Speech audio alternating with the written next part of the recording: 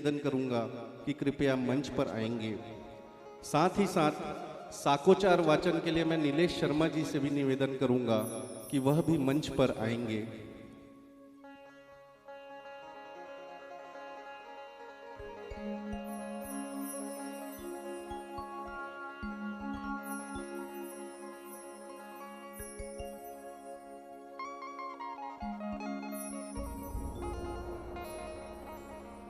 हरिः ओम ओम स्वस्ति न इंद्रो वृद्धश्रवाः स्वस्ति नः पूगा विश्ववेदाः स्वस्ति नस्तार्क्ष्यो अरिष्टनेमिः स्वस्ति नो बृहस्पतिर्दधातु प्रखदश्वामरुतः कृष्णमातरः शुभं जावानो विदते कुजगमयः अग्निजिह्वामनवः सूरचक्षुषो विश्वे नो देवा अवसागमन्निः भद्रं कर्णेभिः शृणुयाम देवा भद्रं पश्येमाच्छवीर्यजत्राः स्थिरैरङ्गैस्तुष्टुवागुंसस्तनूभिर्वसेमहि देवहितं जदायुः शतमिन्नु शरदो वन्ति देवा जत्रा नशकरा जरशन्तनो नाम पुत्रासो जतपितरो भवन्ति नो मद्यारीरिखतायुर्गन्तोः अदितिर्दौरदितिरन्तरिक्षमदितिर्माता स पिता स पुत्रः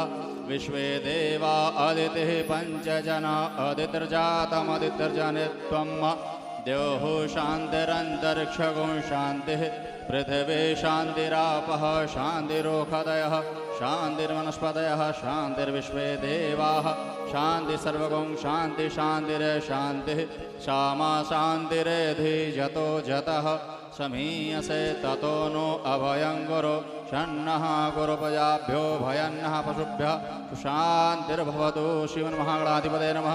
श्रीलक्ष्मीनारायणाभ्यां नमः। शिवमामहेश्वराभ्यां नमः। वाणीहर्वाभ्यां नमः। सुजपुरान्धराभ्यां नमः। माताभ्यो नमः। इष्टदेवताभ्यो नमः। कुलदेवताभ्यो नमः। ग्राम देवताभ्यो नमः। वासुदेवताभ्यो स्थान देवताभ्यो नमः। सर्वे देवेभ्यो नमः। सर्वे ब्राह्मणेभ्यो नमो। सिद्धिबुद्धिसहिताय श्रीमन्महागणाधिपतये नमः।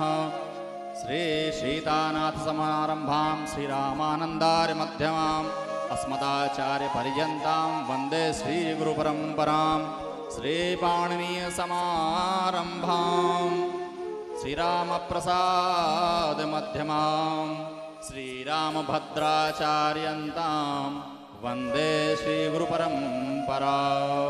बोले श्री सद्गुरुदेव भगवान की जय।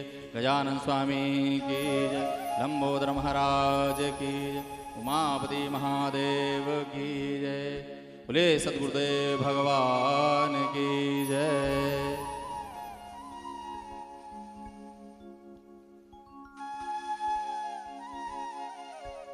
मैं समस्त आगंतुकों से निवेदन करूंगा कि कृपया अपना स्थान ग्रहण करेंगे।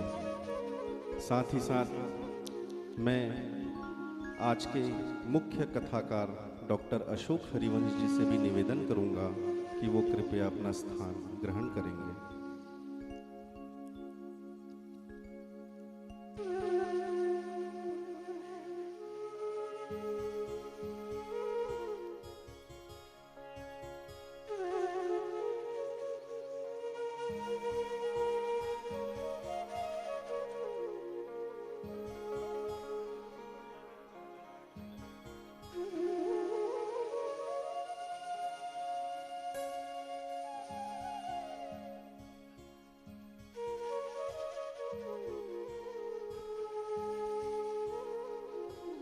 आप सभी आगंतुकों की ओर से मैं आज के मुख्य कथाकार डॉक्टर अशोक हरिवंश जी से निवेदन करूंगा कि आज की कथा का प्रारंभ करेंगे।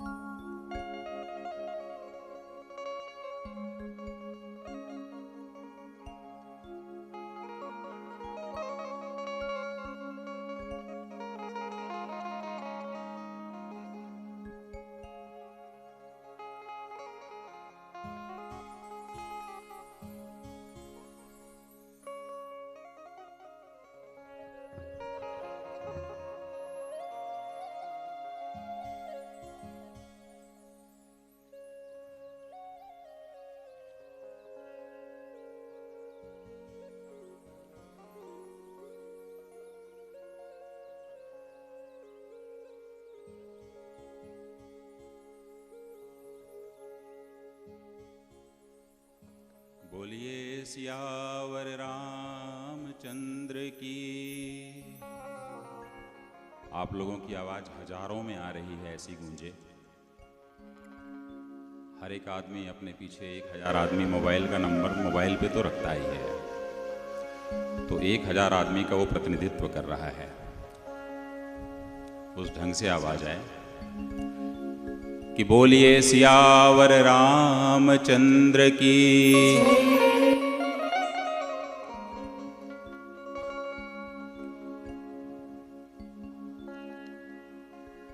सर्वप्रथम मेरा इस राम कथा को जो जानकी मैया पर आधारित है, इसे प्रारंभ करने से पूर्व एक व्यासपीठ से मेरा विशिष्ट अनुरोध रहेगा कि आप लोग अभी जो प्रारंभ में आए हैं वो आखिरी तक मेरा साथ जरूर दें। वो इसलिए कि इस कथा की विषय वस्तु बहुत ही संवेदनशील है और बहुत ही महत्वपूर्ण है। आप बीच पे उठ के जाएंगे, आधे घंटे बाद आएंगे, तो आप कहीं ना कहीं कोई चीज जो है छूट जाएगी आपसे। और कोई भी खड़ा ना रहे, हर कोई आके बैठे।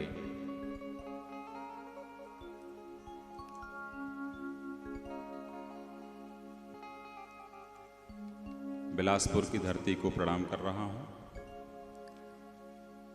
इस मंच को मैं प्रणाम कर रहा हूं। मेरी अपनी धार्मिक और आध्यात्मिक यात्रा इसी मंच से प्रारंभ हुई 18 जून 2022 को, और इस धरती ने मुझे मेरी कथा का विस्तार दिया और 80 घाट पर मेरी कथा हुई शंकर के राम, जिसमें अनेक संत समाज उपस्थित हुए थे।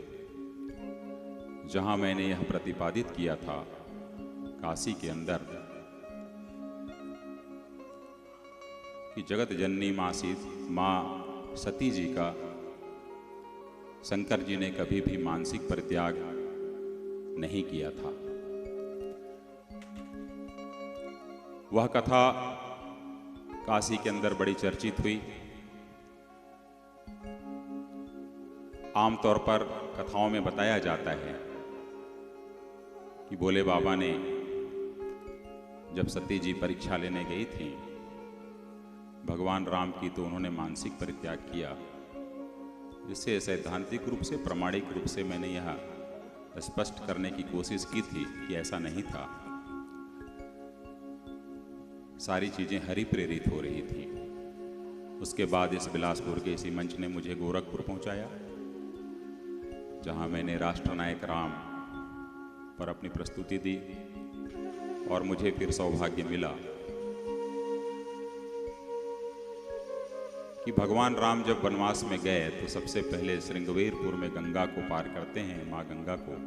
तो श्रृंगवेरपुर में मुझे केवट के राम करने का मौका मिला। शिवरी नारायण में मैंने सबरी के राम किया और कुछ यहाँ के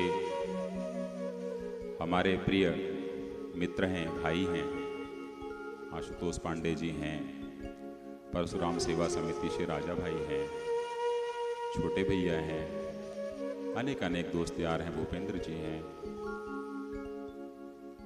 आप सबके एक प्रार्थना थी कि एक ऐसे विषय पर बोला जाए जिस पर कोई देश में बोला ना हो।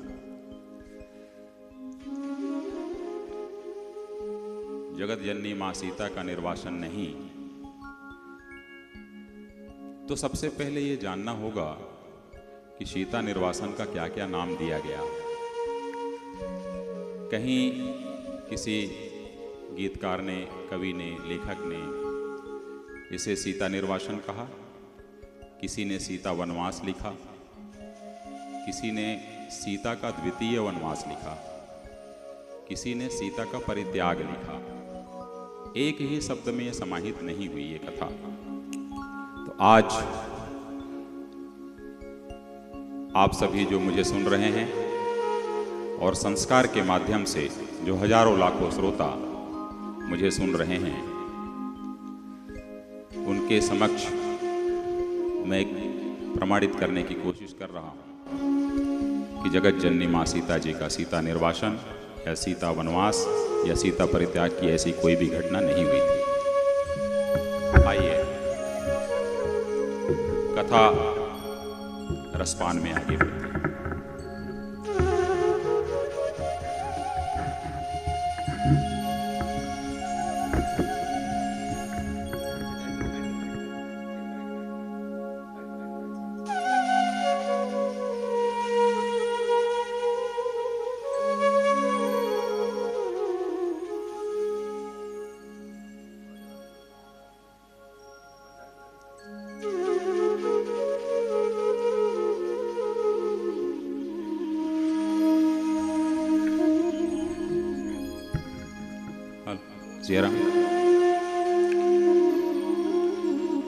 इस विषय पर मनोज मुंशिर जी ने 10 मिनट की अपनी बात कही थी और राष्ट्र के प्रसिद्ध कवि भाई कुमार विश्वास ने 8 मिनट तक अपना वक्तव्य दिया था। ये मैक्सिमम टाइम बता रहा हूं इस विषय पर बोलने का, उसे हम 3 घंटे में पिरोने की कोशिश करेंगे। आइए आगे बढ़ते हैं। श्री गुरु चरण सरोज रज निज मन मुकुर सुधार, वरनौ रघुवर विमल जस, जो दायक फल चार। बुद्धिहीन तनु जानिके सुमिरौ पवन कुमार, बल बुद्धि विद्या देहु मोहि,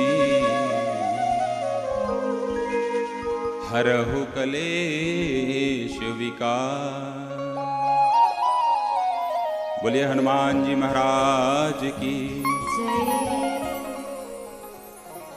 जगत गुरु स्वामी रामानंदाचार्य जी, रामभद्राचार्य जी के चरणों पर अपना सिर नवाते हुए मेरे पूज्य पिताजी और माताजी की चरण वंदना करते हुए यह कथा आज प्रारंभ कर रहा हूं। मेरे पिताजी का स्वास्थ्य भी ठीक नहीं है, वृद्ध भी हो चुके हैं। उनकी इच्छा है कि उनके स्वास्थ्य के लिए वो तभी स्वस्थ रहेंगे अभी कि कुछ कथाएं भी आप करो, मैं आपको संस्कार में देखना चाहता हूं। तो पिताजी की और माताजी की इच्छा से यह मेरी यात्रा है प्रारंभ हुई है। संत समाज सबसे पहले ये जान लें, वाल्मीकि रामायण पर यह कथा आधारित है। वाल्मीकि रामायण वाल्मीकि कृत है और गोस्वामी तुलसीदास जी ने जो लिखा उसका नाम है श्री रामचरितमानस। श्रीमद् वाल्मीकि रामायण में मूलतः 6 कांड हैं, परंतु इस पुस्तक को गीता प्रेस जो निकली हुई है देख सकते हैं, इसमें 7 कांड हैं और श्रीमद् वाल्मीकि रामायण में 7 कांड मिलते हैं। आज की कथा का प्रसंग 7वां कांड है। इसी पुस्तक में 7वें कांड में सीता निर्वासन की चर्चा है। तो 7वां कांड आया कहां से, किसने जोड़ा, इसमें ऐसी कौन सी चीजें लिखी हुई हैं जो उचित नहीं है, इस पर आज चर्चा होगी। गोस्वामी तुलसीदास जी ने जो जितने कांड लिखे वहां भी 7 कांड हैं मानस में, और 7 कांड माने उत्तरकांड भी उसमें शामिल है, परंतु इसका उत्तरकांड वास्तव में उत्तरकांड नहीं है, यह सिर्फ प्रमाणित करने जा रहे हैं। वाल्मीकि रामायण 6 कांड पे लिखी गई थी। गोस्वामी तुलसीदास जी की जो रामायण है वह 7 कांड में लिखी गई है। अंतर है, युद्ध कांड जो यहाँ पर लिखा गया है उसे रामचरितमानस में लंका कांड का नाम दिया गया है। आप सभी को याद भी होगा, कुछ वर्षों पूर्व तक गोस्वामी तुलसीदास जी द्वारा रचित रामचरितमानस में लवकुश कांड आप देखते रहे होंगे। अब आप सारी पुस्तकें उठा के देख लीजिए, जो अच्छी प्रकाशन की पुस्तकें हैं जिसमें से लवकुश कांड अब नहीं मिलता है। लवकुश कांड हटा दिया गया है क्योंकि वह लवकुश कांड प्रक्षिप्त वाल्मीकि रामायण के उत्तर कांड का भाग था, इसलिए अब लवकुश कांड नहीं मिलता है। तो आज की कथा इस वाल्मीकि रामायण के उत्तर कांड पर आधारित है। और एक पुस्तक और दिखा रहा हूं जो मेरे आचार्य गुरुवर की लिखी हुई है, सीता निर्वासन और संबुक वध नहीं। आज का प्रसंग भी इस पर आधारित है। हुआ यूं कि रामायण के उत्तरकांड में एक चर्चा आती है कि भगवान राम के पास एक भद्र नामक व्यक्ति आता है और आकर कहता है, सर्ग संख्या 43 उत्तरकांड श्लोक नंबर 4 से 7, 17 से 18।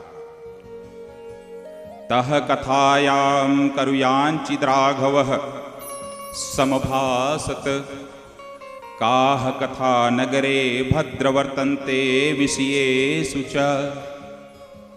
भगवान राम ने पूछा कि हमारे बारे में, हमारे राज्य के बारे में क्या क्या चर्चाएं चल रही हैं, आप बताएं।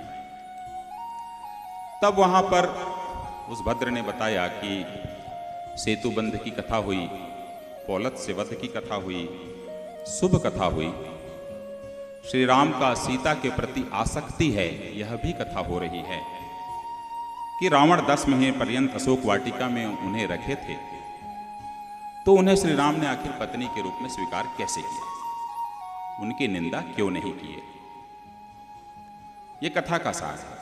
यहीं से यह उत्तरकांड जो है चर्चा में आया। इसी का आज एक खंडन करने की कोशिश की जाएगी। और इस घटना के बाद लक्ष्मण जी के द्वारा जगत जननी सीता को वाल्मीकि आश्रम के पास छुड़वाया जाता है और वहां बताया जाता है कि भगवान राम ने आपका त्याग किया है और आपको वाल्मीकि आश्रम में रहना है। हो सकता है इस कथा में अनेकानेक विद्वानों का, संत समाज का अलग अलग दृष्टिकोण हो सकता है और इसके लिए किसी भी प्रकार का दोष भी नहीं है। जिसे मानना है उत्तरकांड माने, जिसे ना मानना है ना माने। यह मेरी निजी राय है।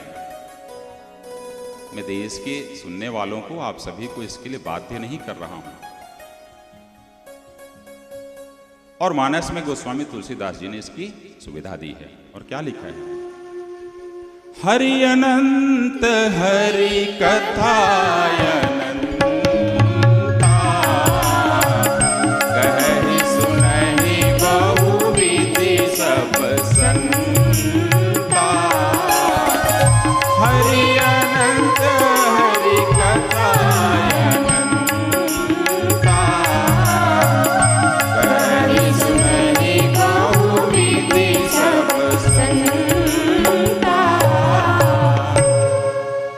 एक छूट और दिया है उन्होंने आप सबके लिए।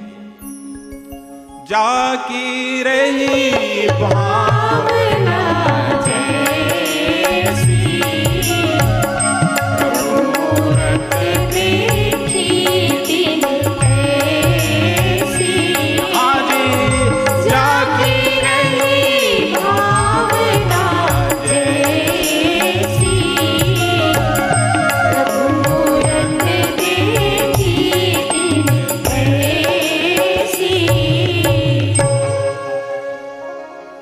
देश के अंदर राम कथाएं तो बहुत होती हैं और भगवान राम पर बोलने वालों का तो तांता लगा रहता है, पर हमारी जानकी जी पे कोई ज्यादा बोलता ही नहीं है। आदि शक्ति है, मातृशक्ति नहीं होती तो ये समाज कैसे होता। इसलिए आज की मेरी कथा जगत जननी सीता जी को समर्पित है। मैं आज हर जगह सीता जी को महान ही बताऊंगा और थी मेरी कथा आज जगत जननी सीता जी पर ही आधारित है। राम की शक्ति थी, राम की भक्ति थी, राम की कर्तव्य थी, राम की माया थी, अनंत थी। इसलिए जगत जननी भगवती मां सीता जी के चरणों पर मैं अपना भाव रखने जा रहा हूं। इस कथा के प्रारंभ के 1 से 1.5 घंटे यह जानना आवश्यक है हम सबके लिए कि सीता जी हैं कौन। आखिर सीता जी हैं कौन, राम कौन है, ये तो आप सभी लोग जान रहे हैं, पर जगत जननी सीता हैं कौन। जब तक के उनके स्वरूप को हम नहीं जानेंगे तब तक जो उत्तरकांड में लिखा गया है उसकी समीक्षा हम कैसे कर सकते हैं। वह साधारण थी कि असाधारण थी, उनका व्यक्तित्व कैसा था, यह जानना जरूरी है। तो पहला 1 से 1.5 घंटा सीता जी के बारे में सुने और अगला 1 से 1.5 घंटा हम सुनेंगे कि जो सीता जी के पास में को लेकर जो लांछन लगाया गया, इसलिए गलत होगा कि हम पिछला 1 से 1.5 घंटा सुने। जय हो शारदा वीणाधारी,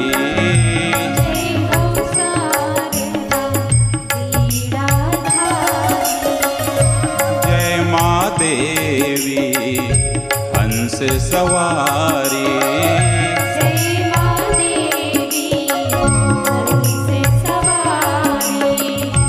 जय जगदम्बा जय सुखकारी, जय जगदम्बा जय सुखकारी, जय मां दुर्गा सिंह सवारी, जय मां दुर्गा सिंह सवारी, जय ब्रज निधि जय राधा रानी, जय ब्रज निधि जय राधा रानी, जय कान्हा की राज दुलारी, जय कान्हा की राज दुलारी।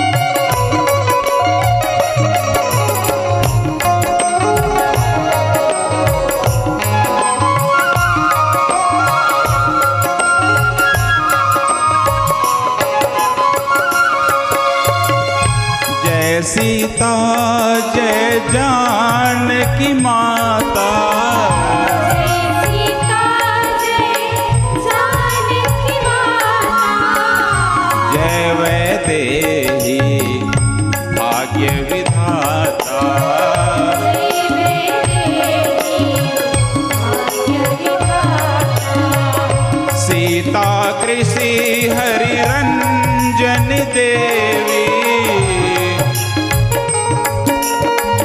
जगत जननी सीता को ऋग्वेद में सीता कृषि का नाम दिया गया है। सीता कृषि और सीता सावित्री 2 नाम है ऋग्वेद में।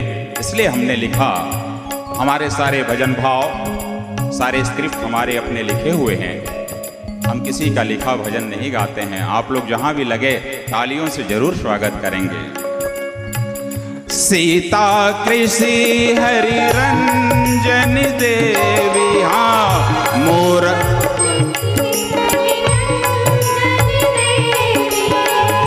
मूर्ति मंगल मिथिला किशोरी, मूर्ति मंगल मिथिला किशोरी।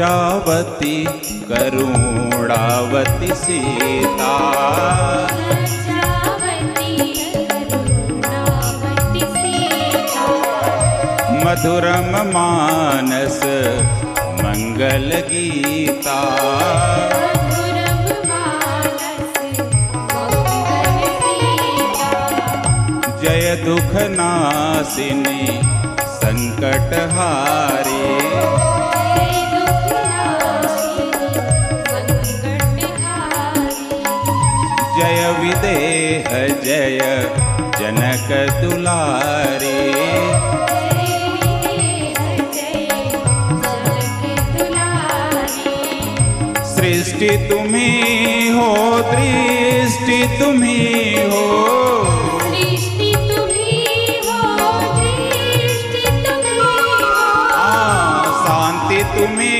हो क्रांति तुम्ही हो, शांति तुम्ही हो क्रांति तुम्ही हो, लक्ष्मी विमला तुम कल्याणी, लक्ष्मी विमला तुम कल्याणी, जग जननी सीता महारानी, जग जननी सीता महारानी, जय जगदीश्वरी पालनहारी,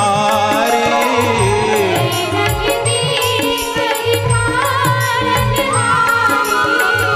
राम वल्लभा जनक दुलारी, राम वल्लभा जनक दुलारी, जय जगदीश्वरी पालनहारी, जय जगदीश्वरी पालनहारी, राम वल्लभा जनक दुलारी। राम वल्लभा जनक दुलारी। बोलिए जगत जननी माँ सीता जी की। सीता जी के महत्व को आपने सुना होगा। रामचरितमानस में प्रसंग आया है कि जब मनु और शत्रुपा जी यज्ञ कर रहे थे, ध्यान कर रहे थे कि मुझे और शत्रुपा जी को आखिर किन्होंने इस धरती पर भेजा, हम उनको देखना चाहते हैं। तो मंत्र जाप कर रहे थे, खाना पीना छोड़ा, फल फूल छोड़ा, हवा छोड़ा, पानी छोड़ा, सब छोड़ा। ब्रह्मा जी भी आए, विष्णु जी भी आए, शंकर जी भी आए, परंतु उन्होंने अपने ध्यान को नहीं तोड़ा इस बात को लेकर के कि हम उन्हीं से मिलना चाहते हैं जिन्होंने हमें यहां भेजा है। यह प्रसंग है। और आप लोग सीधे सीधे चले आए हैं, तो मुझे ये बात इसलिए नहीं जम रही है कि आप बिना बताए आए हैं, मुझे कोई सूचना ही नहीं मिली। तो मानस में पहली बार हुआ कि आकाशवाणी हुई। आकाशवाणी हुई तो वो तो ब्रह्म की पूजा कर रहे थे, ध्यान कर रहे थे। तो उस आकाशवाणी के बाद भगवान राम जी सीता जी के साथ उपस्थित हुए हैं और कहे कि मैंने आपके मंत्र को सुना है और अब मैं आया हूं, अब आप आंखें खोलिए। आंखें खोले तो एक मांगे थे, वहां तो दो थे खड़े। वो तो ब्रह्म मांग रहे थे, बोले वो तो ये चाहते थे कि हमें जिसने यहाँ पर भेजा है वो हमारे घर में होना चाहिए, उसी का अवतरण होना चाहिए, उसी का जन्म होना चाहिए, यही मांग थी। देखे देखे तो घबरा गए। अब ये कैसे बोल सकते थे कि आप ही चाहिए? तो उन्होंने क्या कहा था, आपके जैसा चाहिए। और भगवान राम के जैसा तो राम ही हो सकते हैं ना, दूसरे कैसे हो सकते हैं? तो वो सोचो ये बहुत चतुर हैं मनु जी। आपके जैसा चाहिए में भी मैं, और आप ही चाहिए उसमें भी मैं। तो उन्होंने कहा कि वो तो ठीक है, पर मांगा तो आपने सिर्फ मुझे था, परंतु मैं कभी भी मेरी आदि शक्ति के बिना नहीं चलता। एक प्रमाण है कि ईश्वर हमेशा अपनी आदि शक्ति के साथ चलते हैं। और गोस्वामी जी ने लिखा वाम भाग शोभित अनुकूला,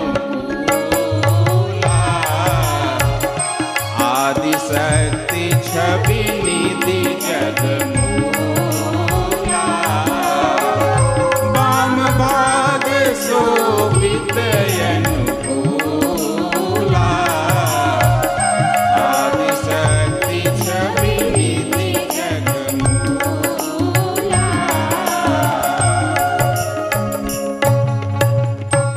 उन्होंने कहा, भाई कश्यप अदिति को मैं पहले ही बता चुका हूं कि आपके यहाँ मैं पैदा होऊंगा और दशरथ जी और कौशल्या जी के यहाँ ही पैदा होऊंगा, उन्हीं के पुत्र के रूप में। तिन के गृह अवतरी हूँ जाई, रघुकुल तिलक सुचारी भाई, और नारद वचन सत्य सब करी हूँ। यहाँ तक तो ठीक है, पर उन्होंने अगली पंक्ति बोल दी कि परम शक्ति समेत अवतरी हूँ। पर वहाँ तो राम जी अकेले पैदा हुए, परम शक्ति तो आई नहीं, तो परम शक्ति थी कहाँ? उनका आना तो जरूरी था, तो परम शक्ति कहाँ आ गई थी? जनकपुर में आ गई थी। तो सकाम मनु सकाम थे, उन्होंने ब्रह्म चाहा तो ब्रह्म आए, और ब्रह्म और आदि शक्ति चाहते तो उसका भी कुछ उपाय निकलता। तो हमने पंक्ति लिखी, सकाम मनु की मांग थी बस ब्रह्म की प्रार्थना। सकाम मनु की मांग थी बस ब्रह्म की प्रार्थना, पर राम ने ही वचन दिया सिया साथ होगी वंदना, सिया साथ होगी वंदना। मैं आपके कहने से आ तो गया, आ तो जाऊंगा, पर मेरी वंदना तो राम से बोलने से नहीं होगी, सिया राम के साथ ही होनी। जनकपुर में अवतरित हुई जगत जननी सीता। आप हम सभी लोग पूजा करते होंगे कृष्ण जी की, राम जी की, तिरुपति भी जाते होंगे। उस दृष्टिकोण से हिंदुस्तान में जब दो संप्रदाय आए थे, शैव संप्रदाय और वैष्णव संप्रदाय, तो अधिकांश जो यहाँ की हिंदू जो जनता है वैष्णव संप्रदाय के मानने वाले ज़्यादा हैं, कृष्ण और राम के। हम सबको पता होनी चाहिए यह बात कि रामानंद संप्रदाय हमारा संप्रदाय है, जो राम और कृष्ण के मानने वाले हैं। जिस पदवी को अभी रामानंदाचार्य स्वामी रामभद्राचार्य जी ग्रहण किए हुए हैं, इस दृष्टिकोण से राम और कृष्ण के मानने वाले लोगों के सारे जगत गुरु अभी यही है। परंतु ये हमें पता होना चाहिए कि रामानंदाचार्य संप्रदाय की प्रथम गुरु कौन है? श्री राम नहीं है, श्री कृष्ण नहीं है। रामानंदाचार्य संप्रदाय की, वैष्णव संप्रदाय की प्रथम गुरु आदि शक्ति सीता को माना जाता है। इसलिए जगत जननी सीता की जोर से बोलें जय। क्यों ऐसा क्यों माना जाता है? बाबा ने लिखा, जासुवंश उपजहि गुण आनी, अगणित उमा रमा ब्रह्मानी। जासुवंश उपजहि गुण आनी, अगणित उमा रमा ब्रह्मानी।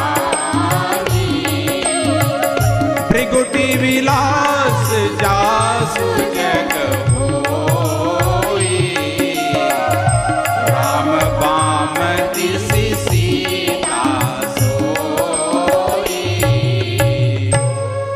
जिनके भृगुटी से यह संसार बनता और बिगड़ता है, जो अगणित उमा रमा और ब्रह्मानी को पैदा करने वाली हैं जगत जननी सीता। पर कैसे कैसे पैदा करने वाली हैं भाई? वो भगवती दुर्गा को कैसे पैदा कर सकती हैं? लक्ष्मी जी को कैसे पैदा कर सकती हैं? समझने की कोशिश करें। पुराणों में एक कथा आती है, एक मधुकैटभ नाम का राक्षस रहता है। उसको भगवती का आशीर्वाद रहता है कि तुम्हें जल्दी कोई मार ही नहीं सकता। उसका आतंक बहुत बढ़ने लगा, सब त्राही त्राही मचने लगा। सारे के सारे यहां वहां घूमते रहे, आखिरी में विष्णु जी के पास गए। विष्णु जी के पास जाने के बाद उन्होंने अपने जंघे पर रख करके सुदर्शन चक्र से मधुकैटभ को मारा है। मधुकैटभ राक्षस का जो मांस होता था, मेद, उस मेद से जो पैदा हुई चीज थी वो कहलाई मेदिनी। और आप सभी लोग पढ़े लिखे लोग हैं, पृथ्वी का समानार्थी शब्द मेदिनी भी है, इसीलिए मेदिनी कहलाई पृथ्वी। बच्चों को हम हमारे यहाँ पढ़ाते हैं समानार्थी शब्द पृथ्वी का, तो बच्चे लिखते हैं मेदिनी। मेदिनी कहाँ से आई? मधुकैटभ के मांस से बनी थी पृथ्वी। तो क्या मधुकैटभ के पुत्री के रूप में इस पृथ्वी की चर्चा होती तो अच्छा होता? नहीं ना, हम नहीं जानते ना इस चीज को, परंतु ये चर्चा उचित नहीं थी।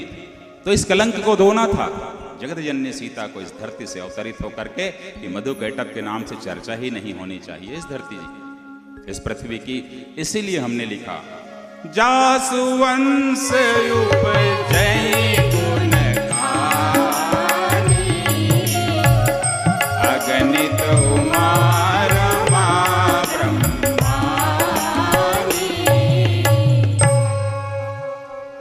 पुराणों में एक कथा और आती है। एक हिरण्याक्ष नाम का राक्षस रहता है,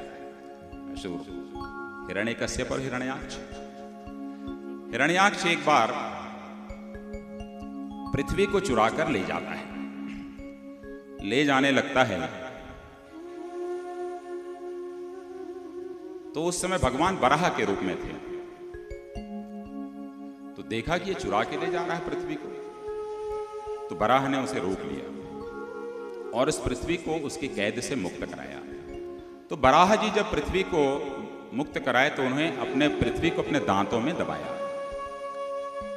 दांतों में दबाते हुए देखे कि ये पृथ्वी बड़ी सुंदर है, कितनी खूबसूरत प्रकृति है, कितने झाड़ हैं, जंगल हैं, नदी हैं, पर्वत हैं।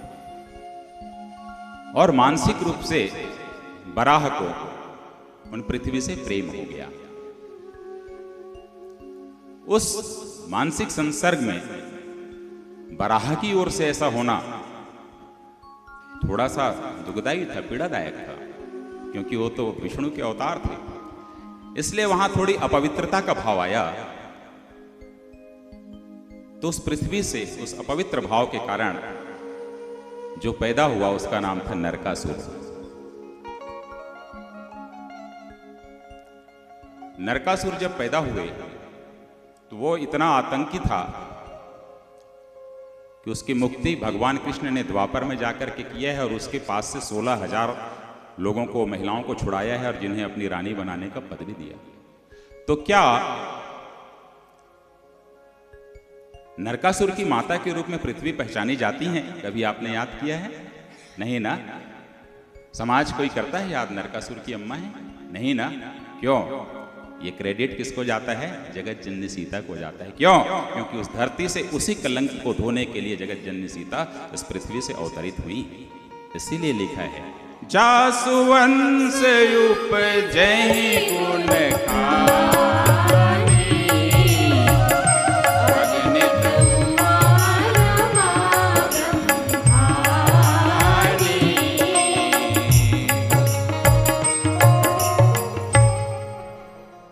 एक दो तर्क और लेते हैं। पृथ्वी पर समय समय पर अनेक राजाओं ने अपना राज्य संभाला, राज्य किया। पृथ्वी के एक पिता का नाम आता है शास्त्रों में, वेदों में, पृथु। पृथु की पुत्री हुई पृथ्वी। पर पृथु राजा इस पृथ्वी का इस तरीके से संसाधनों का शोषण किए थे। प्राकृतिक संसाधनों का, माइनिंग, मिनरल का हमेशा चर्चा रहता है, अभी के युग में भी चर्चा रहता है। माइनिंग और मिनरल का शोषण करने वाले लोगों के साथ क्या क्या होता है देखो। अरे भाई केदारनाथ में देखिए कितनी बड़ी त्रासदी आई। आप प्रकृति को जहां छेड़ोगे प्रकृति उसका बदला लेती है। क्यों? वो धरती ना सीता जी की अम्मा है। सुनामी इसीलिए बीच बीच में आती है। बोले चलो एक साथ। तो जब पृथ्वी गव्य देना बंद कर दी, पृथ्वी के माइनिंग मिनरल खत्म हो गए, तो कामधेनु की जरूरत थी इस पृथ्वी को। और कामधेनु कौन हो सकती थी? जगत जननी सीता। इसलिए पृथ्वी से उनका अवतरण हुआ कामधेनु के रूप में। इसीलिए गोस्वामी जी ने लिखा कि जासु वंश उपजई गुण खानी, अगणित उमा रमा ब्रह्मानी।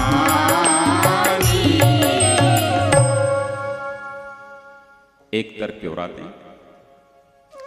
पृथ्वी में कौन कौन से गुण होते हैं? क्षमा। पृथ्वी किसको क्षमा नहीं करती? बहुतों को क्षमा करती है। जब आप अपनी सीमाएं पार करते हो तब पृथ्वी दंड देती है। पृथ्वी में धैर्य का गुण होता है, पृथ्वी में विनम्रता का गुण होता है, पृथ्वी निधिवान होती है, पृथ्वी सिद्धिवान होती है। ये मुझे बताइए, सिद्धियां और निधियां कहां होती हैं? हमसे इतर, हमसे अलग तो नहीं होती ना। निधियां कहां हैं? रत्न कहां हैं? इस धरती में हैं। सिद्धियां कहां हैं? इसी धरती के अंदर हैं। तो इस रिद्धि और सिद्धि को देने वाली कौन है? भगवान राम नहीं है, आदि शक्ति हैं। आदि शक्ति को ही अधिकार दिया गया है कि रिद्धि और सिद्धि से सुशोभित वही होंगे और उसको ट्रांसफर भी वही कर सकते हैं। दूसरे की बस की बात नहीं है। इसीलिए आप देख लीजिए, हनुमान चालीसा में लिखा है, अष्ट सिद्धि नवनिधि के दाता,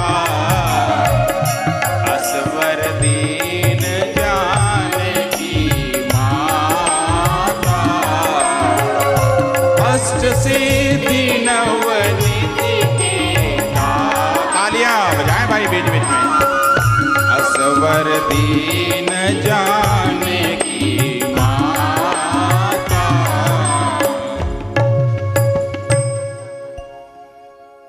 कल्प वृक्ष कहाँ पाया जाता है? धरती में। कामधेनु कहाँ पाई जाती हैं? धरती में। नदियाँ सरिता कहाँ पाई जाती हैं? धरती में।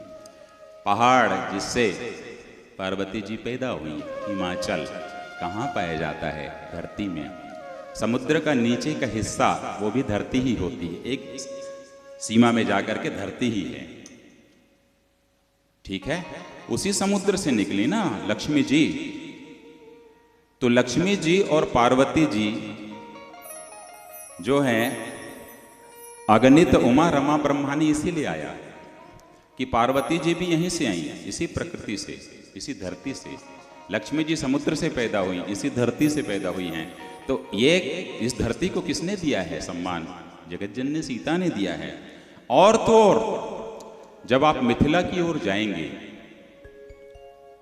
तो मिथिला में अवध और मिथिला के बीच में एक दुग्धमती नाम की नदी बहती है। दुग्धमती। ईश्वर को लगा कि जानकी को चूंकि पृथ्वी से पैदा हुई हैं, तो इन्हें यदि दूध की जरूरत पड़ेगी तो कौन सी अम्मा दूध पिलाएगी? तो उन्होंने दुग्धमती नाम की नदी वहां पर बहा दी थी। आज भी वह दुग्धमती नदी है जिससे दूध बहता था। इस तरीके से जाकर के जगत जननी सीता का अवतरण जनक जी के यहां हुआ। इसीलिए मानस में लिखा गया, जासु वंश उपजई गुण खानी, अगणित उमा रमा ब्रह्मानी। जासु वंश जय गुण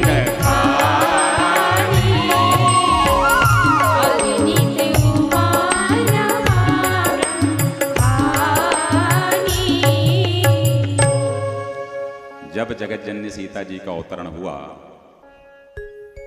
और फिर वेद शास्त्र अनेकानेक लिखे गए, तो वायु पुराण में लिखा गया अद्वितीय कर्मभूमि। सीता जी के लिए एक शब्द है, अद्वितीय कर्मभूमि। भागवत पुराण में लिखा गया कि कदा वयम ही लपस्यामो जन्म भारत भूतले कदा पुण्येन महता प्राप्यस्यामः परम पद।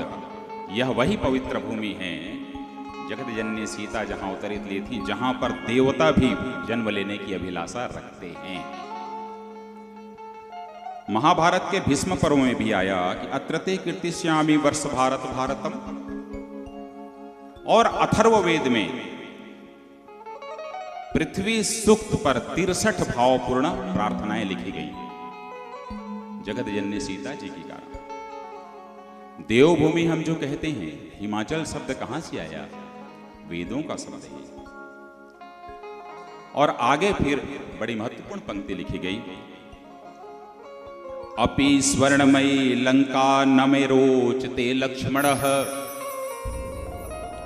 ये जो पंक्ति है किसी को याद नहीं रहता है। अगली पंक्ति सब लोग, आप लोग को याद है कि अपि स्वर्णमयी लंका न मे रोचते लक्ष्मण जननी जन्मभूमिश्च स्वर्गादिपि गरीयसी। और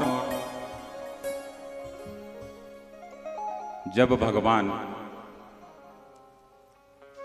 को विश्वामित्र जी लेके निकलते हैं अपने यज्ञ को पूरा करने के लिए और अहिल्या का उद्धार करते हुए जनकपुर पहुंचते हैं, तो आम वृक्ष के नीचे जाकर के ठहरते हैं। सीता स्वयंवर का प्रकरण था। पता चला जनक जी को, तो वो लेने आ गए। जब लेने आ गए तो वहां का जो वातावरण था उसे 2 पंक्तियों में मैं समेटने की कोशिश कर रहा हूं कि लगे कि ब्रह्मा ने खुद हाथ से जनकपुर बनाया है,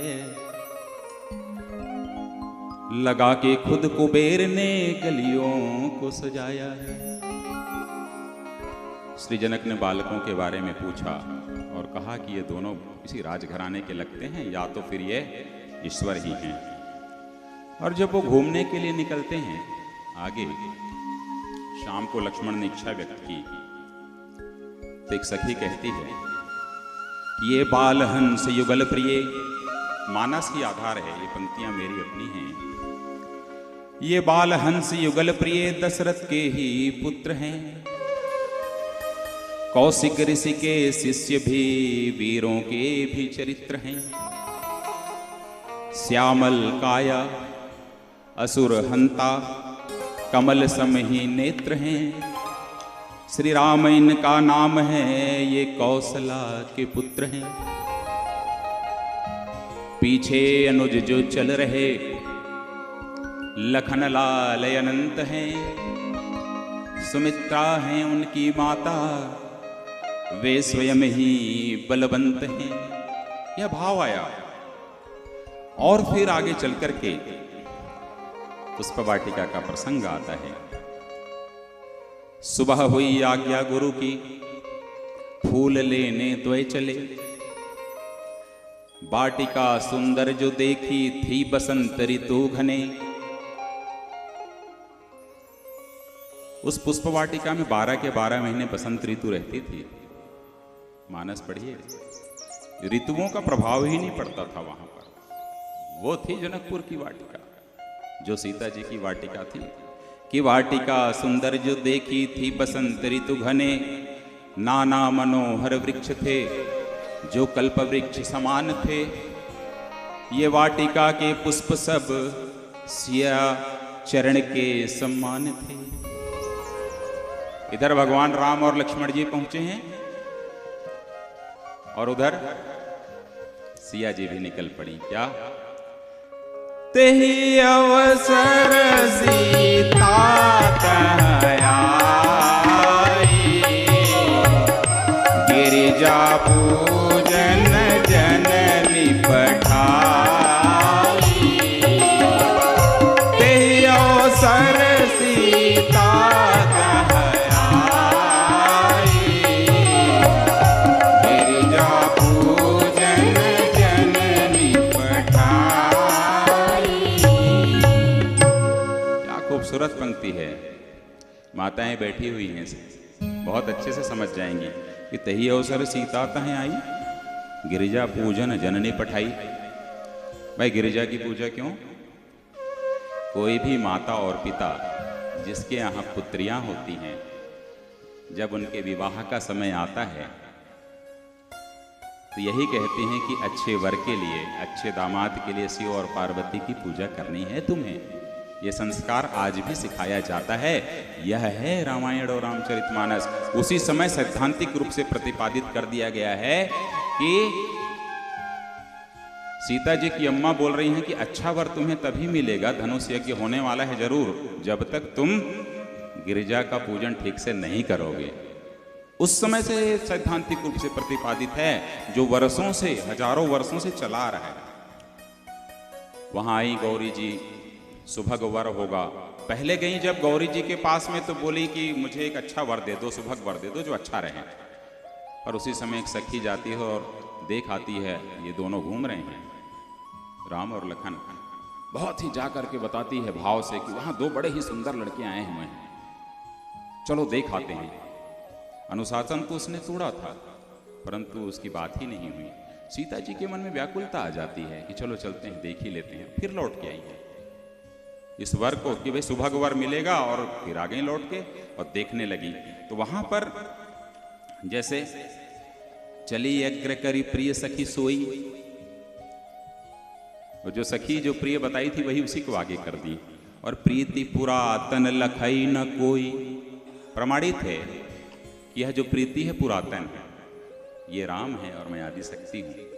इस पे हमने लिखा था कि किसी को देखा नहीं और आंख अकुलाने लगे, किसी को याद करके अतीत याद आने लगे। सिया के राम के प्रेम पर मेरी कथा है 13 तारीख को भिलाई में। उसमें सिर्फ प्रेम पर बात होगी, पुष्प वाटिका प्रसंग से ही बात है, वो पूरा सिर्फ प्रेम पे बात होनी है। प्रेम की ऐसी ऐसी अद्वितीय चौपाइयां हैं जो कालिदास भी शर्मा जाएंगे उसको सुनेंगे तो। सीता जी अचानक देखती हैं राम को और कह उठती हैं क्या, हमरी बगिया में आए रघुराई, देखा देखी तनिक होई जाए।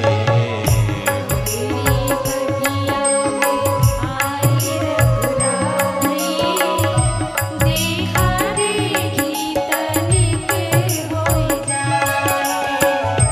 हमरी बगिया में आए रघुराई, देखा देखी तनिक होई जाए।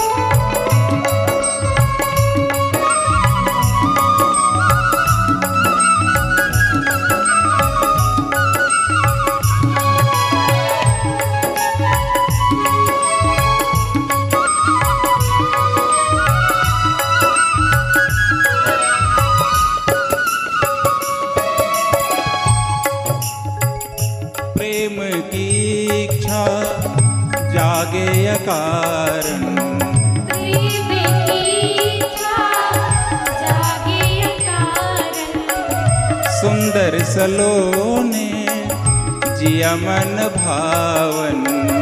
सुंदर सलोने जिया मन भावन। आओ राघव तुम हमरे द्वारे, आओ राघव तुम हमरे द्वारे, धनुष तोड़ मेरे बन जाए।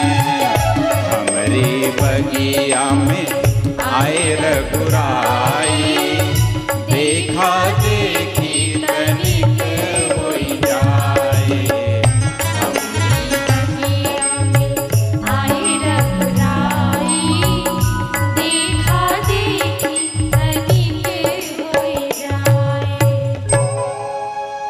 सियावर रामचंद्र की। तालियां वालियां बीच में बजती रहे। अब क्या हुआ, यहां बहुत ही मधुर प्रसंग है। 13 तारीख की कथा भी मेरी संस्कार में जब आएगी आप लोगों को हम कवर करेंगे। आज का विषय कुछ और है। दोनों वापिस आते हैं। जगत जननी मां सीता को फिर से उनको देखने के बाद उसी मंदिर में जाना पड़ रहा है, क्योंकि वो अपने हृदय की भित्तियों में, हृदय में श्री राम का चित्र बसा लिया। और जाकर के वहां उन्होंने जगत जननी मां पार्वती की वंदना की है। जय जय जय गिरिवर राज किशोरी। और आखिरी में पार्वती जी बोली, मनु जाहि राचेउ मिले सोबरु सहस सुंदर सावरो करुणा निधान सुजान सीलु स्नेहु जानत रावरो स्नेहु जानत रावरो। कितनी खूबसूरत पंक्तियां हैं। जय जय जगजननी भवानी की जब कभी व्याख्या करने का मौका मिलेगा तो जरूर करूंगा, जहां उन्होंने वंदना भी किया है और आपस का वार्तालाप भी है वो दोनों का। पर वहां कहें कि मनुजाहि राच्यो मिलहि सो बरु, तुम्हारे हृदय में जैसा है वैसा ही वर मिलेगा, निश्चिंत रहो, जो सहज होगा सुंदर भी होगा। बोले नहीं, सहज और सुंदर तो लक्ष्मण भी दिख रहे हैं मुझे। तुम पहले रंग को क्लियर करो, आप रंग को आप क्लियर करिए, ऐसे नहीं चलेगा। बोले तुम ही बताओ ना। बोले तुम्हारे हृदय में क्या है। बोले नहीं, आप ही बताइए देवी, आप देख करके मेरे हृदय को बताइए कि इस हृदय में कौन है। बोले नहीं बताऊंगी। बोले नहीं, बताना पड़ेगा। तो आखिरी में पार्वती जी ने कहा ही, थक हार के कहा, सांवरो। देखिए परिभाषा कहां से कहां जाती है। मनु जाहि राचेउ मिलहि सोबरु सहज सुंदर सांवरो करुणा निधान सुजान सीलु स्नेह जानत रावरो स्नेहु जानत रावरो। इधर क्या हुआ, राम जी भी आ गए लक्ष्मण जी के साथ गुरु जी के पास में। वाह, राम का व्यक्तित्व कितना अद्भुत है। गुरु जी के पास भी उन्होंने नहीं छिपाया, सारी बातें बता दी। कितना अच्छा काम किए बताओ कि भाई वहां पर आई थी, मेरे हृदय में स्थापित तो हो गई हैं गुरुदेव, अपनी मर्यादा को कहीं न कहीं थोड़ा सा तोड़े हैं, और गुरु जी को नहीं बताते तो धोखा हो जाता। इसलिए बहुत स्पष्ट रूप से सारी चीजें होनी चाहिए। क्या धोखा हो जाता। धनुष जब यज्ञ का प्रसंग चल रहा था, सबसे पहले लक्ष्मण क्रोधित हुए हैं और बोले यदि बोलो तो इसको कंदुक की, जब धरती को उठा के, ब्रह्मांड को उठा के फेंक सकता हूं तो धनुष क्या होता है। गुरुजी को नहीं मालूम रहता, ये बात बोलते लक्ष्मण तोड़ दो, फिर क्या होता। इसलिए स्पष्टता होनी चाहिए जीवन में। लक्ष्मण जी तो पूरा मामला ही चौपट हो जाता है ना। इसलिए उन्होंने बताया है जाकर के कि भाई ऐसा हुआ पुष्प वाटिका में, मेरे हृदय के भित्त चित्र पर सीता लिख दी गई हैं, मैं आपको बता रहा हूं, शेष आप जानो। तो गुरु